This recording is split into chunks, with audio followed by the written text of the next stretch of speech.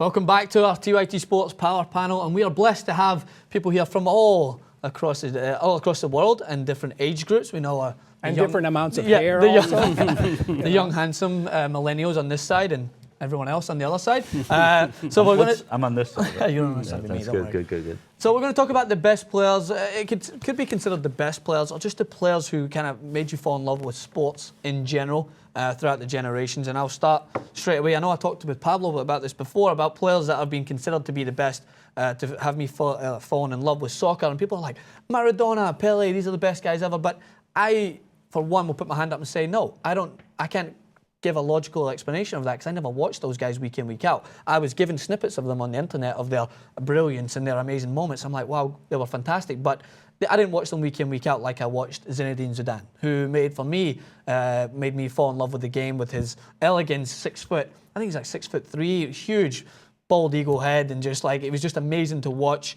Fascinating with a guy of that stature, even though he had the dark shadow cast over his career at the end when he headbutted Materazzi in that World Cup final. But for me, he made me fall in love with the game and made me want to pursue a career in it, no matter what, whether it's broadcasting, playing, and he influenced me from an early age. So what about you, Damon? Starting with you, who is someone who influenced you from an early age?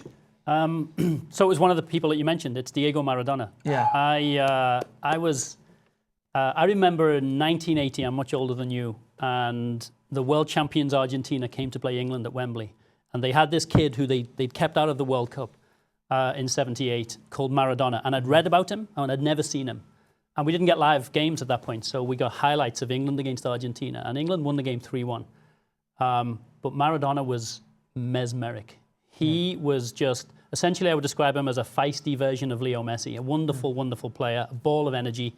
And he went on a run in that game where he beat 4 English players, rolled it past the post, that if he'd scored was essentially a carbon copy of the goal he scored 6 years later when he ripped English hearts out and essentially, took Argentina to win the World Cup on his own. Yeah. And the reason why I like Maradona so much was his feisty nature, but in my opinion, those people in the pantheon of sports are those that carry a team on their backs and make them better. Yeah. And he took a relatively, slightly above average, not a great Argentina team in 1986, and he won the World Cup with that team. Yeah. So Maradona was big for me. And, this was also growing up in England, we went to war with Argentina for this horrendous war in the Falklands, which should never have taken place. Yeah. But I wore a full Argentina kit, as we would call it, or uniform, sort of throughout that, because I was just in love with this player. He had a massive influence on me. That's cool. Pablo, what about you? Well, the obvious, I'm going to obviously say Diego Maradona. Greatest goal of all time, 1986. I know you said you didn't grow up watching Maradona, but come on, he was amazing. Unlike Messi, who has Barcelona, Maradona, when he played in Napoli, he didn't have a great Napoli team, and he won with them. Right. In Argentina, he won a World Cup in '86.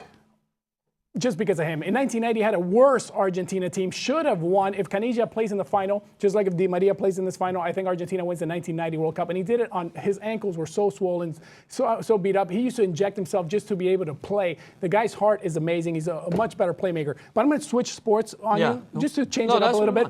Boxing. I grew up loving boxing in the years of Leonard, Hagler, Hearns. And everybody talks about Mayweather, the greatest fighter ever.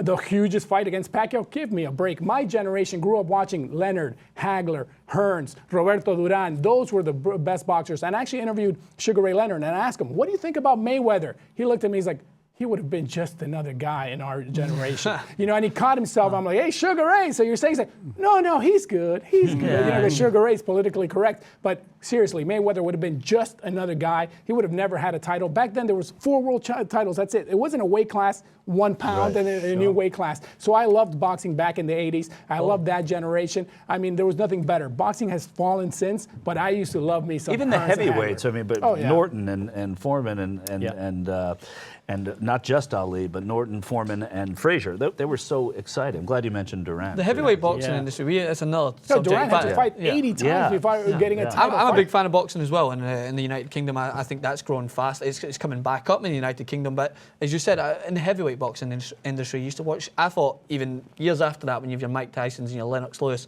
those were fascinating fights. But now you have the Klitschko brothers, who as well being called the bedtime story, because they put me to sleep when I watched them. They're great champions, don't get me wrong. They're tactical geniuses. They're the Jose Mourinhos of boxing. They know how to wear down their opponent.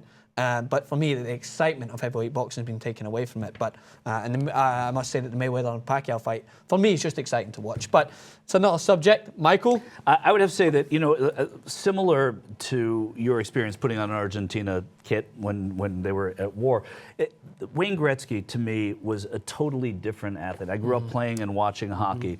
And I was younger, obviously much younger, when I first saw Gretzky play. I'd never seen anything like it. Phil Esposito was the guy who held the record for the most goals scored in NHL history. He scored 77 goals. It was talked about like a record that would never be broken. Yeah. DiMaggio hitting in 56 straight games, 100 points by Wilt Chamberlain in one NBA game. That was that. Not only did Gretzky beat it, but he scored 92 goals in the season. I'd never seen anything like it. And his was the first jersey that you could put on from the other team. It was okay to wear a Gretzky Edmonton jersey. It wasn't okay to wear any other jersey but a Rangers jersey, but you could wear a Gretzky jersey. Transcended the sport completely. So to go with your pantheon, you have to carry a team. He also carried a sport, and he brought the sport to America. And I think when you carry a sport, when you transcend that sport, I think it makes a huge difference. So to me, there's nobody was like Wayne Gretzky. And that's a great point. I think the best athletes in the world can make you fall in love with the sport, even if you don't even think that you're involved with it. And Tiger Woods. Yes, I mean, exactly. let's talk about Tiger Woods just for 1 second. You can't have that conversation without mentioning him. So many people, I'm included, thought that golf was an elitist sport. I watched it reverently when Tiger was playing. Since he's done, I don't ever, ever absolutely. watch golf. It's a good point. And coming from the United Kingdom to the United States, I never thought I'd be a fan of basketball. And a player who I'm going to mention, it might shock a few of you, is Steve Nash. For me, he drew me into the sport because he was so much smaller than everyone else, and he could move so fluently. And not to mention, he was a fantastic football player. He had the possibility to go and play professional football. Instead, went to play basketball instead. Fascinating for him, and he made me fall in love with basketball. It's still not my favorite sport, but it's by far and away my favorite sport in America to watch. So the best athletes will draw you into their sport. They'll be like, "Come watch us. This is what you should be basing your logistics on life around." Because I look at Zidane and I looked at him despite his headbutt, and I was like, I want to be like him no matter what I do. I want to be that elegant. I want to be that fantastic. So, well, I think that's what Cristiano Ronaldo and Lionel Messi are doing. They're bringing the fans to the sport because they're seeing the highlights. And come on, we live in a Vine world, 6 seconds here and there, TYT Sports, little 5-minute clips. And when you see Cristiano, what he does, when you see what Messi does, I think the fans are going, wow, there's actually more going on than just pass, pass, pass. And I think that's what you're saying, when players can transcend and really bring you into loving the sport. And I applaud Cristiano for that. Hey, sure, he poses in underwear and he has the abs, but guess what? Now ladies are watching the games also, so whatever works. Sure. All right, well, a Sepp Blatter-ish comment. Let's get the players in underwear when they're playing and get we should do the panel. We should do the panel in underwear. All right. I only do 1,400 sit-ups a day. So and I don't wear underwear. Well, I want to thank everyone here for joining. Been a great panel. Damian Carville, Pablo Alsina, Michael Shure. Add us on Twitter. Francis Maxwell. Hit you all on Twitter. They'll all be coming up, I think, right around here to save me memorizing all the Twitter handles. But thanks again for joining us. Make sure to subscribe to TYT Sports and check out all of our clips with these guys. Thanks again, guys.